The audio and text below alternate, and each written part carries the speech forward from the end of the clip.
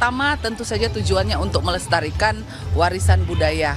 Karena memang diakui atau tidak dalam perkembangan saat ini generasi muda seringkali sudah hampir melupakan warisan budayanya.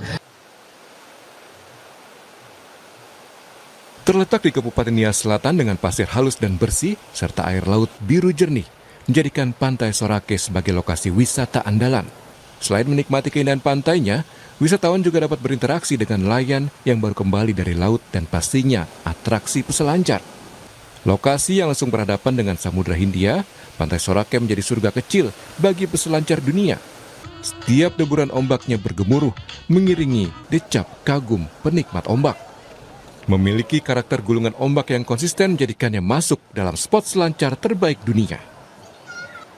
Masuk dalam kalender World Surf League, tahun ini, pemerintah Kabupaten Nias Selatan kembali menggelar kompetisi selancar kelas dunia, Nias Pro Level Qualifying Series 6000. Kompetisi Nias Pro menjadi sangat penting bagi peselancar untuk mengumpulkan poin, menuju naik level ke Challenger Series. Resmi dibuka Bupati Nias Selatan, Sokiatulo Laia pada Sabtu sore kemarin, kejuaraan Nias Pro berlangsung dari 21 hingga 28 Juni yang diikuti 184 peselancar dari 12 negara. Sejumlah peselancar nasional juga ambil bagian dalam ajang Nias Pro 2025 ini, seperti Ketut Agus dan Imade Ariana yang tereliminasi pada babak 64 besar. Farun Tanjung dan Made Joy Satriawan yang berhasil maju ke babak 32 besar bersama atlet lokal Irawan Wow. Kategori perempuan ada Hana Suri Jabrik dan Kiajo Huer melaju ke babak 16 besar per tanggal 23 Juni. Menjadi agenda tahunan Pemkab Nias Selatan, Nias Pro disambut antusias warga dan wisatawan, baik domestik dan internasional. Sokiatulo Laia bilang, kompetisi ini bukan hanya ajang olahraga saja, tapi bagian dari pengembangan pariwisata Nias Selatan untuk menjadi sport tourism kelas dunia. Pemerintah Kabupaten Nias Selatan yang memiliki berbagai potensi wisata terus berbenah untuk menjadi salah satu destinasi wisatawan internasional. Pihaknya berharap pemerintah pusat dapat semakin mendorong pelaksanaan kejuaraan internasional melalui promosi. Terus membenahi bagaimana daya tarik wisatawan luar dan lokal, dan itu masih kita dalam tahap pembenahan. Masih belum sempurna lah, dan tugas pemerintah di situ akan membenahi terus-menerus. Ini kan udah ajang tadi 6 ya, ada yang sampai bilang 8 ya. Ini harapannya untuk pemerintah pusat seperti apa untuk bantuan dalam event? Kita harus berharap ke pemerintah, baik pemerintah provinsi, pemerintah pusat untuk memperhatikan secara khusus ya Kabupaten Nias Selatan dalam kegiatan surfing dalam hal ini Nias Pro. Nanti kami berharap sebagai pemerintah daerah ada dukungan dari pemerintah provinsi dan pemerintah pusat. Kualitas ombak Pantai Sorake, konsistensi penyelenggaraan, dukungan pemerintah, hingga dampak ekonomi dan pariwisata, Nias Pro pun mendapat kenaikan level dari World Surf League. Membedakan dia itu adalah kalau tahun-tahun sebelumnya ini soal kualifikasinya. Kalau dulunya itu hanya kualifikasi seri 5.000, sekarang adalah kualifikasi 6.000 atau sekarang udah ditingkatkan daripada tahun-tahun sebelumnya.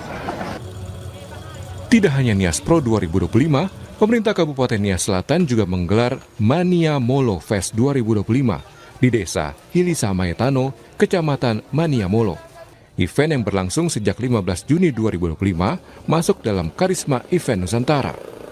Merupakan pagelaran budaya, festival ini mengusung tema Budaya Kita Warisan Leluhur, menampilkan berbagai tradisi seperti Famadata Harimau, tari perang, dan berbagai perlombaan. Tarian tradisional paling ikonik dari Pulau Nias, tari perang atau Fatele, menjadi pertunjukan yang paling dinanti. Setiap teriakan, hentakan kaki, mencerminkan keberanian, mewariskan identitas keberanian melalui tarian.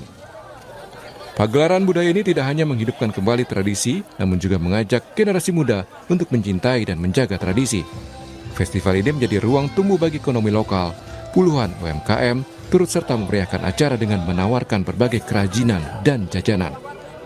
Kepala Dinas Kebudayaan Pariwisata Pemuda dan Olahraga Kabupaten Nias Selatan, Anggraini Daci mengatakan, dalam festival ini ada proyek yang dinamakan Suara yang Pulang, yakni rekaman-rekaman suara tahun 1930 yang sebelumnya disimpan museum di Amsterdam, dibawa pulang ke Pulau Nias. Di antaranya rekaman Hoho, nyanyian tentang kearifan masyarakat suku Nias. Yang pertama tentu saja tujuannya untuk melestarikan warisan budaya, karena memang diakui atau tidak dalam perkembangan saat ini generasi muda seringkali sudah hampir melupakan warisan budayanya. Dengan festival ini diharapkan warisan budaya yang sudah hampir punah ini dapat kita hidupkan kembali, dapat dilestarikan, dan seluruh generasi muda juga semakin mencintai budayanya. Nah, tentu selain tujuan utama itu, dengan penyelenggaraan event ini kita berharap dengan kunjungan dari setiap pengunjung, baik wisatawan mancanegara maupun wisatawan Nusantara, ini dapat meningkatkan perputaran ekonomi di desa ini.